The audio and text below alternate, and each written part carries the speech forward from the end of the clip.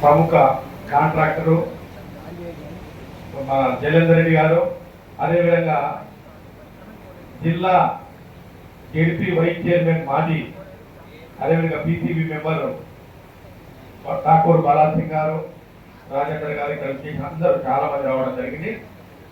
ఇవాళ ఈ నెల 18వ తారీఖు ఆదివారం 11 గంటలకే మాచారం విలేజ్ అమరాబాద్ మండలానికి గౌరవ ముఖ్యమంత్రి గారు రాబోతా ఉన్నారు. మరి ముఖ్య కారణం ఏమిటంటే ఇంతకుముందు చెప్పినట్టుగా ఇందిరా సౌరగిరి జల వికాస్ ఈ స్కీము లాంచింగ్ దీనికి 12,600 కోట్లు కేటాయించడం జరిగింది.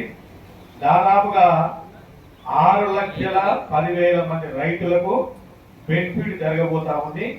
మరి 6 నుంచి 8 లక్షల ఎకరాలకు ఈ వసతి కల్పించబడుతుంది. ఇది ముఖ్యంగా పోడు భూములు. ఈ పోడు భూములలో కరెంటు ఫెసిలిటీ ఉండదు. పోటీ తీసుకొని వెళ్దామన్నా కానీ అక్కడ ఆ రూల్స్ ఒప్పుకో, ఎవరు ఫారెస్ట్ డిపార్ట్మెంట్ రూల్స్. కాబట్టి ఆ రూల్స్ బ్రేక్ చేయకుండా